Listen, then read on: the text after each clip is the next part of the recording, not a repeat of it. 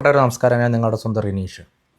ഇന്നലെ നമ്മുടെ നാട്ടിൽ നടന്ന ദീപകിൻ്റെ മരണവുമായി ബന്ധപ്പെട്ടുകൊണ്ട് പത്രമാധ്യമങ്ങളിലും സോഷ്യൽ മീഡിയയിലും അതിശക്തമായ രീതിയിൽ ഞാൻ പ്രതികരിച്ചിരുന്നു. ഇതുമായി ബന്ധപ്പെട്ടുകൊണ്ട് ഇന്ന് രാവിലെയും മറ്റുമായിട്ട് പല കോളുകൾ വന്നു. നിങ്ങൾ സ്ത്രീവിരുദ്ധ പരാമർശമല്ല നടത്തിയിട്ടുള്ളത്, നാളെ നിങ്ങൾ മത്സരിക്കുമ്പോൾ സ്ത്രീകളുടെ വോട്ട് വേണ്ട എന്ന രീതിയിലൊക്കെ പല ആളുകൾ സംസാരിക്കേണ്ടായി. പ്രിയപ്പെട്ടവരെ, ഞാനെടുത്ത നിലപാടിൽ നിന്ന് ഒരു തരി പോലും മുന്നോട്ട് പോകാൻ ഉദ്ദേശിക്കുന്നില്ല എന്ന് മാത്രമല്ല, ആ കുടുംബത്തോടൊപ്പം അവർക്ക് നിയമപരമായി ഏതറ്റം വരെയാണ് പോകേണ്ടത് അവരോടൊപ്പം നിന്ന് ഈ പെൺകുട്ടിക്ക് ശിക്ഷ കിട്ടുന്നത് വരെ ആ കുടുംബത്തോടൊപ്പം ഒന്ന് ഉണ്ടാകുമെന്നുള്ളതിൽ ഒരു സംശയവുമില്ല. പിന്നെ ഞാൻ ഇന്നലെ പറഞ്ഞ കാര്യം വളരെ വ്യക്തമാണ്. ആ പെൺകുട്ടി ഇട്ട വീഡിയോയിലകത്ത് തന്നെ നമുക്കറിയാം ആ പെൺകുട്ടിക്ക് ആ വിഷയത്തിനകത്ത് പ്രതികരിക്കുക എന്നുള്ളതല്ലായിരുന്നു ഉദ്ദേശമെന്നും ആ പെൺകുട്ടിക്ക് സോഷ്യൽ മീഡിയയിലൂടെ ഇതിൽ റീച്ച് ഉണ്ടാക്കുകയായിരുന്നു ഉദ്ദേശം എന്നുള്ളത് നമുക്ക് വളരെ വ്യക്തമാണ്. കാരണം ആ പെൺകുട്ടി ഒരു ജനപ്രതിനിധിയാണ്. ആ പെൺകുട്ടിയുടെ മറ്റ് വീഡിയോകൾ കണ്ടാൽ നിങ്ങൾക്കറിയാം വളരെ നല്ല രീതിയിൽ സംസാരിക്കാൻ കഴിവുള്ള കുട്ടിയാണ്. അത്തരത്തിൽ എന്തെങ്കിലും ഒരു ദുരനുഭവം ഉണ്ടായിരുന്നുവെങ്കിൽ അപ്പം തന്നെ പ്രതികരിക്കാമായിരുന്നു.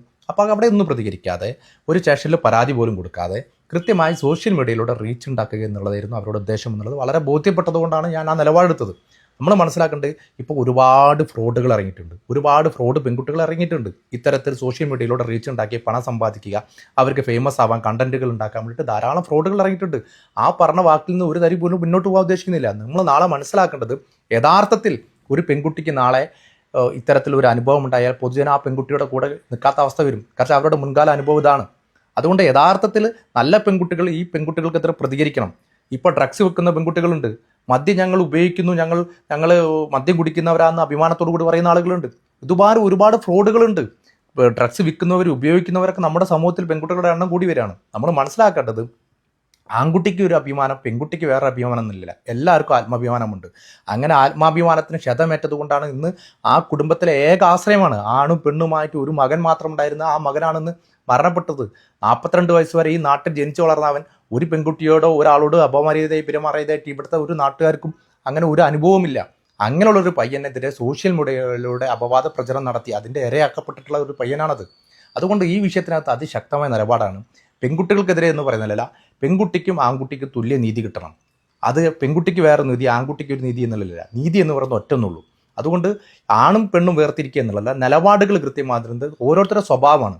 ആണായതുകൊണ്ട് നല്ല ആളാവാണ്, പെൺകുട്ടി ആയതുകൊണ്ട് നല്ല ആളാവുക എന്നുള്ളതല്ല. ഓരോരുത്തരുടെ സ്വഭാവമാണ് ആ വ്യക്തിയെ നിർണ്ണയിക്കുന്നത്, അവരുടെ ക്യാരക്ടറാണ്. അതുകൊണ്ട് ഇതുപോലെ കണ്ടമാനം ഫ്രോഡുകൾ ഇറങ്ങിയിട്ടുണ്ട് പെൺകുട്ടികൾ. ആ ഫ്രോഡുകൾ പെട്ട ഒരാളാണ് ഈ പെൺകുട്ടി എന്ന് ഞാൻ ഇപ്പോഴും വിശ്വസിക്കുന്നു.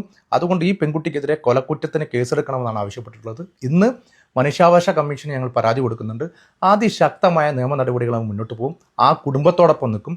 ദീപക്കിന് നീതി കിട്ടുന്നത് വരെ, ദീപക്കിൻ്റെ മരണത്തിന് നീതി കിട്ടുന്നത് വരെ ഈ സമൂഹം ദീപക്കിൻ്റെ കുടുംബത്തോടൊപ്പം ഉണ്ടാവണമെന്നാണ് ആവശ്യപ്പെടാനുള്ളത്. അതിശക്തമായ നടപടികളെ മുന്നോട്ട് പോകും.